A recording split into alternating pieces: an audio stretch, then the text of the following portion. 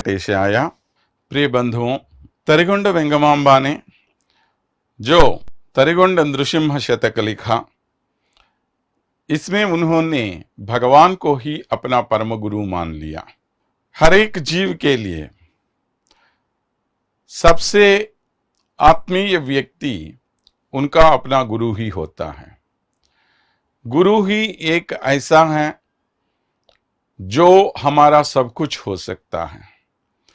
यानी गुरु ही हमारे माता, गुरु ही हमारे पिता, गुरु ही हमारे बंधु, गुरु ही हमारे सखा, गुरु ही हमारे भाई बहन, सब प्रकार के रिश्ते हम गुरु से ही जोड़ सकते हैं।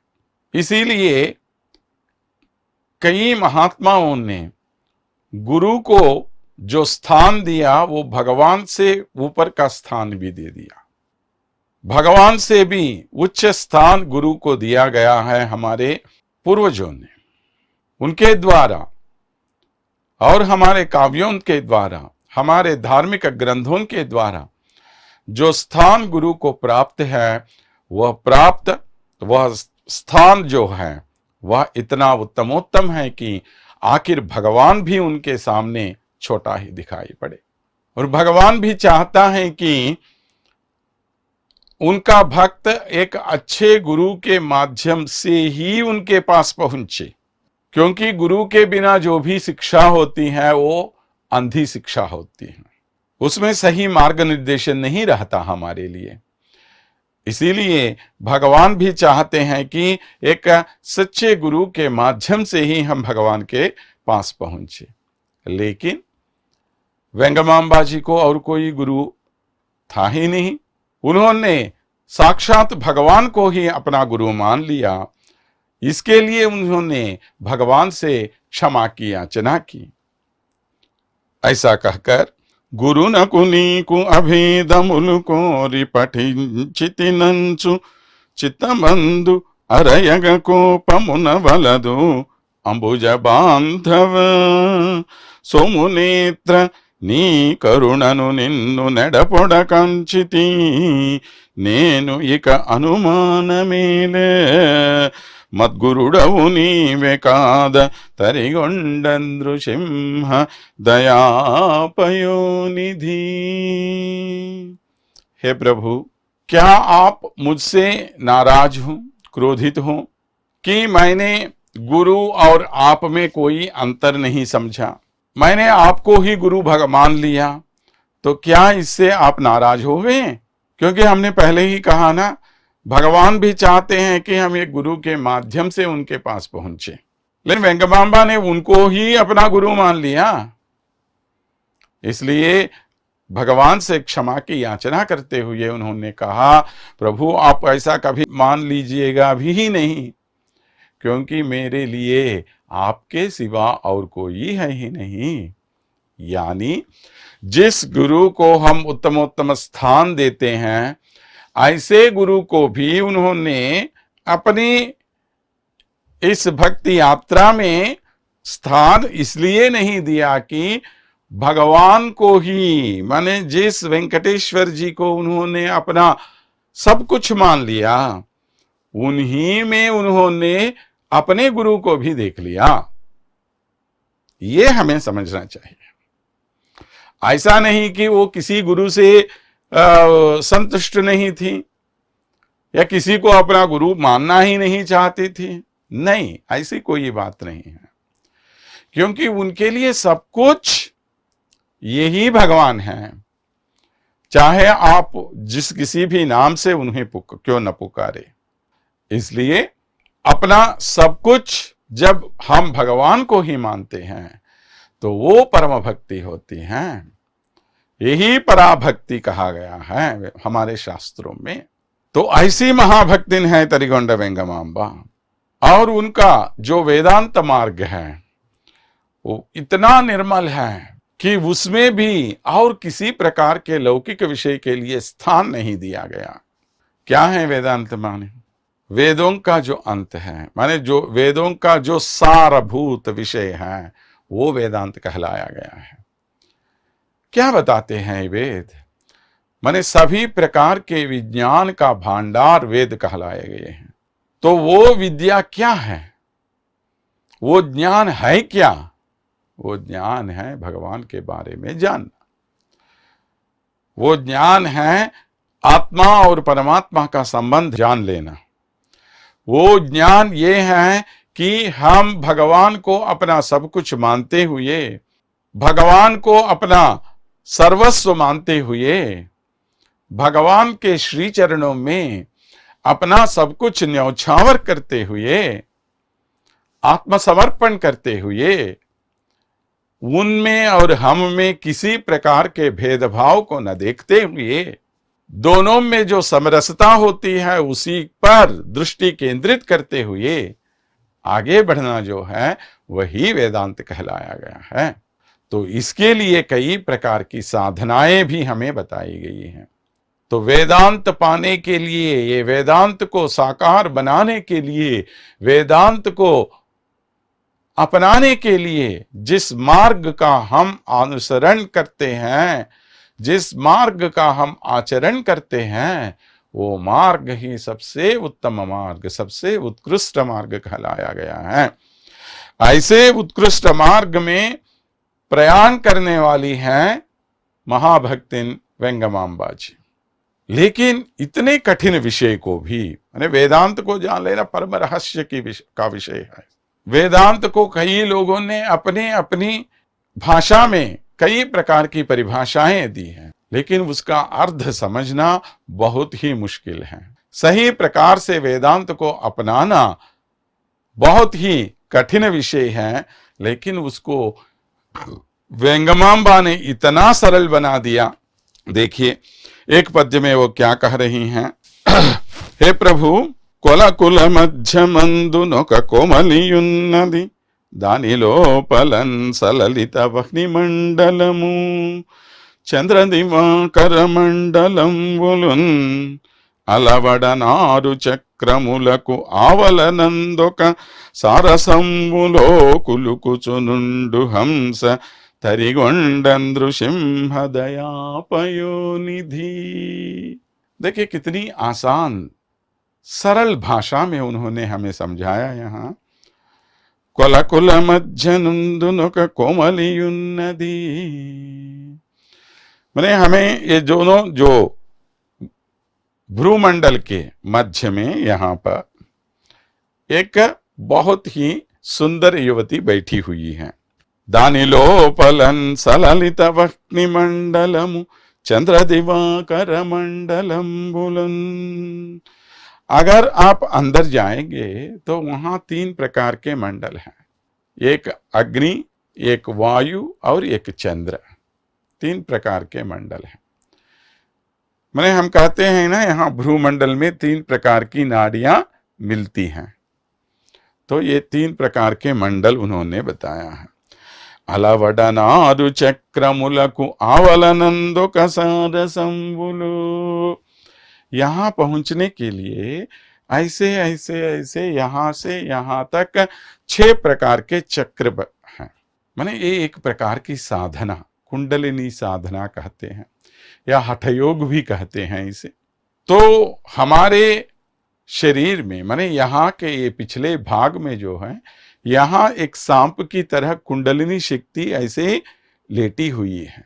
उसको जागृत करके उसे ऐसे ऊपर उठा के लेके आना चाहिए यहाँ तक। तो इस मार्ग में उसे 6 प्रकार के चक्रों को पार करके आगे बढ़ना पड़ेगा। स्वाधिष्ठाना, आज्ञा, मणिपुरा, सब इस प्रकार 6 प्रकार के चक्र बताए गए हैं।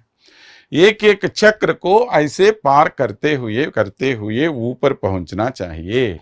इन तीनों मंडलियों को साथ मिलाकर तो अलवडनादु चक्रमुलकु आवलनंदुन सारसंबुलो कुलुकुचुनुंडु हंस।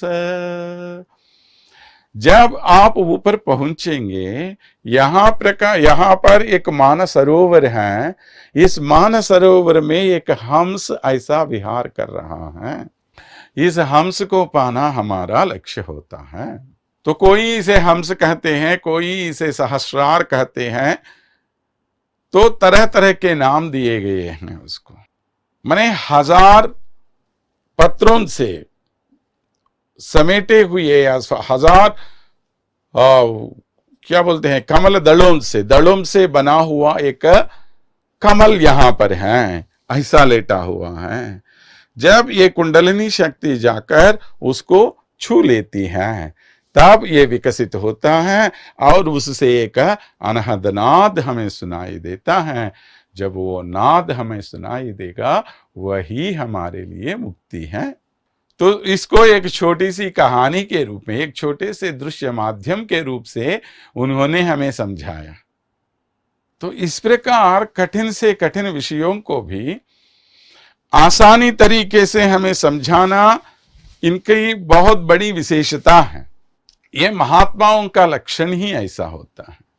जिनको सभी विषयों का ज्ञान होता है वे ही लोग छोटे छोटे उदाहरणों के माध्यम से हमें कठिन से कठिन विषयों को भी बहुत ही सुलभ रीति में आसान तरीके से समझाते रहते हैं। तो इतनी बड़ी ज्ञानी हैं हमारी वेंगमांबा जी।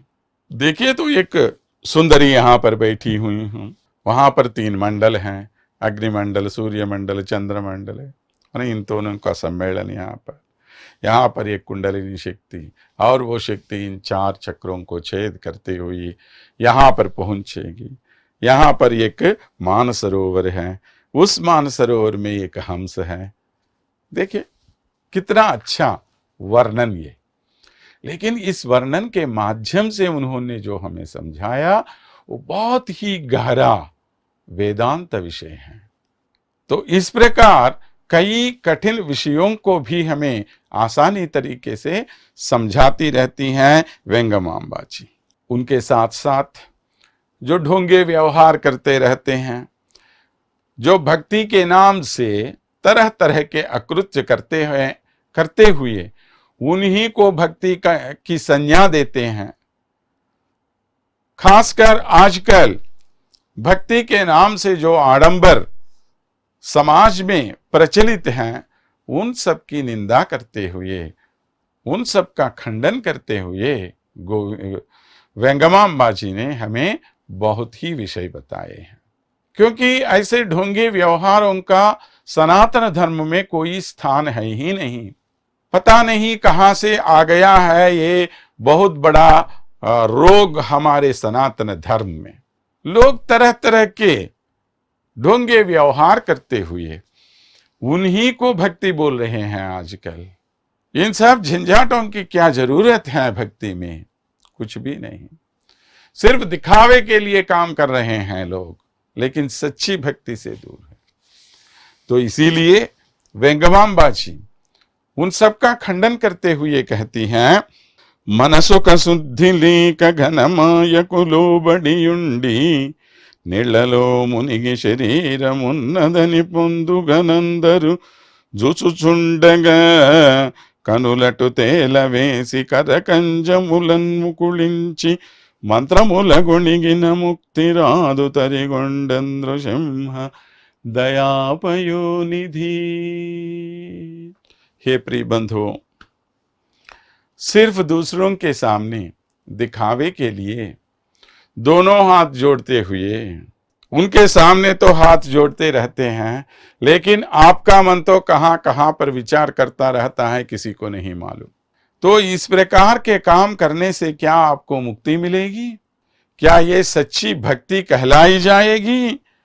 मनसों का शुद्धि लेका, तुम्हारे मन में किसी प्रकार की शुद्धि नहीं है, मन में कोई निर्मलता है ही नहीं, तरह तरह के विषय वासनाओं से तुम्हारा मन भरा पड़ा है। ऐसे मन से तुम నీళ్లలో మునిగి శరీరమున్నదని పొందగా నందరు చూచుచుండగా కనులటు తెరవేసి కరకంజములన్ ముకుళించి। सभी लोग तुम्हारी तरफ देख रहे हैं, अरे अरे वो लोग देख रहे हैं, अगर हम ऐसे रहेंगे तो अच्छा नहीं लगेगा ना, तो दोनों हाथ जोड़ लो। हाथ तो जोड़ लिया, लेकिन मन को कहाँ जुड़ाया? क्या तुम्हारा मन भगवान पर लगा हुआ है या नहीं, उसके बारे में तो कोई ख्याल है ही नहीं तुम्हें। और अपने आप को बहुत बड़ा भक्त दिखाते हुए माने ढोंगी व्यवहार करते हुए तुम जो काम कर रहे हो वो कभी भी तुम्हें सच्चे रास्ते पर, सही रास्ते पर आगे नहीं ले जाएगा। मंत्रमु लगोनेगी ना मुक्ति रादु, सिर्फ कुछ मंत्र पढ़ने के द्वारा तुम्हें कभी मुक्ति नहीं मिलेगी, ये याद रख लो। यही है हमें जीवन में सीखने का। भक्ति का अर्थ होता है शुद्ध मन से भगवान को पाने का उपाय। जब वो शुद्धता ही नहीं है तो भक्ति के लिए कहां स्थान है उसमें। आजकल अधिकतर लोग ऐसे ढोंगे व्यवहारों में फंसे हुए हैं, उनमें सच्ची भक्ति का नामो निशान भी नहीं दिखाई दे रहा है। भगवान को पाने के लिए ये लोग कोई भी अपनी तरफ से प्रयत्न नहीं कर रहे हैं, बल्कि भगवान को एक प्रकार का क्या बोलते हैं, मार्केट का विषय वस्तु बनाकर भगवान को ही मार्केट में बेचने का काम कर रहे हैं। अफसोस की बात है, ये बहुत ही दुख की बात है। जिस भगवान के द्वारा हमें ये सब मिला, जिस भगवान के द्वारा हमें इतना आनंद मिल रहा है, इतना सुखमय जीवन मिल रहा है, उस भगवान को हम क्या कर रहे हैं? कुछ भी मत करो, कम से कम चुप तो रहो, वो भी नहीं कर रहे हैं, भगवान को बदनाम कर रहे हैं। किसके नाम से? भक्ति के नाम से। माने जो सही भक्ति नहीं है उसी को भक्ति बोलते हुए भगवान को यही प्रिय बोल रहे हैं हम, तो लोगों को कैसे लगेगा? देखो देखो भगवान को यही अच्छा लगता है। क्या भगवान को ये सब अच्छे आडंबर अच्छे लगते हैं? भगवान को कभी नहीं। तुम्हारे शुद्ध मन के अलावा और कुछ उनको अच्छा नहीं लगता, लेकिन वो शुद्धता है ही नहीं तुम में। इसलिए पहले वो शुद्धता तुम सीखो, अपने मन को शुद्ध रखो, तभी भगवान को पाने का प्रयत्न करो, तब तुम्हें भगवान अवश्य मिलेगा। इतना अच्छा संदेश दिया उन्होंने अपने पद्य के माध्यम से। इतना ही नहीं, लोगों को तरह तरह के उपदेश भी वेंगमांबा जी ने अपने पद्यों के माध्यम से दिया है। बूंदी शाश्वत मनुचुबोरु न रोक्कमु गोर्ची लोभिनिं పొందగన్ ఊరిలోగినిసి భుజుడవంచును భూట్ల వెడినన్ ఎందుకు వీరు వచ్చిది ఇది ఏమి మహా ప్రళయంబు అటంచు బల్గొందుల దూరునయ్య తరిగొండంద్రు సింహదయాభయోనిధి। एक बहुत बड़ा लोभी है, लालची आदमी है। उसको क्या है, सिर्फ पैसे इकट्ठा करने के अलावा और कुछ है ही नहीं। बूंदी है शाश्वत मनुचु, इन लोगों का क्या मानना है, ये शरीर ही हमारे लिए शाश्वत है। लेकिन ये शरीर कब तुम्हारे पास रहेगा, कब चला जाएगा, किसको मालूम है। एक पल में हम यहां रहेंगे, दूसरे पल में कहां होंगे हम, किसी को नहीं मालूम। इसीलिए कबीरदास जैसे महात्मा भी हमें क्या कहते रहते हैं, काल करे सो आज करे, आज करे सो अब, पल में परलय होएगा, कब बहुरी करोगे कब। एक पल में सब कुछ मिट सकता है, प्रलय आ सकता है। इसलिए अच्छा काम आज ही करो। लेकिन मानते कौन इनको? सब अपने अपने तरीके से जिंदगी की खुशी ले रहे हैं, मजा ले रहे हैं। ये मान रहे हैं कि सिर्फ यही है हमारी जिंदगी, लेकिन ये शाश्वत नहीं है, ये नहीं जानते। रोकमु गुच्चिलो भिनिं పొందగన్ ఊరిలోగినిసి భోజుడవంచునన్ భుట్ల వేడినన్। ऐसे लोभी के बारे में किसी ने बताया कि अरे ये मामूली आदमी नहीं है, ये राजा भोज के समान बहुत बड़ा दानी है। तो जब लोगों ने कहा ऐसा थी, इतना बड़ा दानी है, तो उनसे मांगने के लिए बहुत सारे लोग आ गए हैं उनके पास। तो उन्होंने सोचा अरे भैया ये क्या बला आपड़ा है मेरे सिर पे, ఎందుకు వీరి వచ్చిరి ఇది ఏమి మహాప్రళయంబు అటంచు బల్గొందుల దూరునయ్యా। अरे रे रे बाप रे बाप, ये सभी लोग क्यों मेरे पास आ रहे हैं, इनको मैं क्यों दूं पैसे। ऐसा सोचकर वो छोटी छोटी गलियों में से निकल के भाग रहा है। उसको क्या जरूरत पड़ी, क्यों ऐसे भागने की क्या जरूरत आई उसे। सिर्फ दूसरों को देने में उसका मन नहीं है, दूसरों को देने के लिए वो तैयार नहीं है, इसीलिए उसको ऐसा लग रहा है। क्यों देना नहीं चाहता वो, क्योंकि वो चाहता है कि ये सब कुछ मेरा है, अपने साथ रखूंगा मैं। कब तक रखोगे ये सब, जब तुम चले जाओगे क्या तुम्हारे साथ ये सब तुम्हारे साथ आ जाएगा। लेकिन कितने लोग सोचते हैं ऐसे। सबको मालूम है कि एक न एक दिन हम मरने वाले हैं, चले जाने वाले हैं यहां से, लेकिन हर एक आखिरी पल तक पैसा कमाना ही चाहते हैं और उनको छिपा के रखना ही चाहते हैं। कोई भी खर्चा करना नहीं चाहता, दूसरों की भलाई के लिए उसे उपयोग करना नहीं चाहता।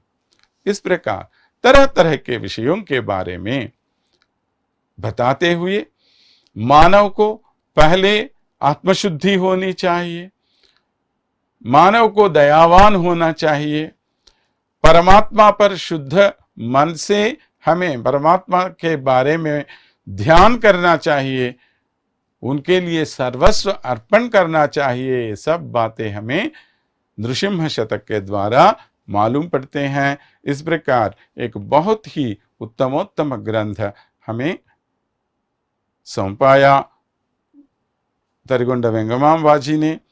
इसके लिए हम सब मानव जाति उन्हें कृतज्ञ रहेंगे, आभारी रहेंगे। तो आगे उनके और कुछ सुगुणों के बारे में और कुछ अच्छी रचनाओं के बारे में हम जानने का प्रयास करेंगे। तब तक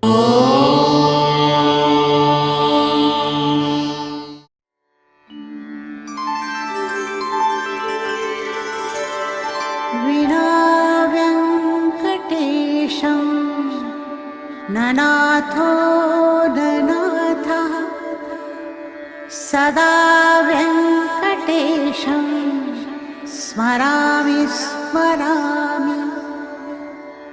हरे वेंकटेश प्रसीद प्रसीद। प्रियं वेंकटेश प्रयच्छ प्रयच्छ।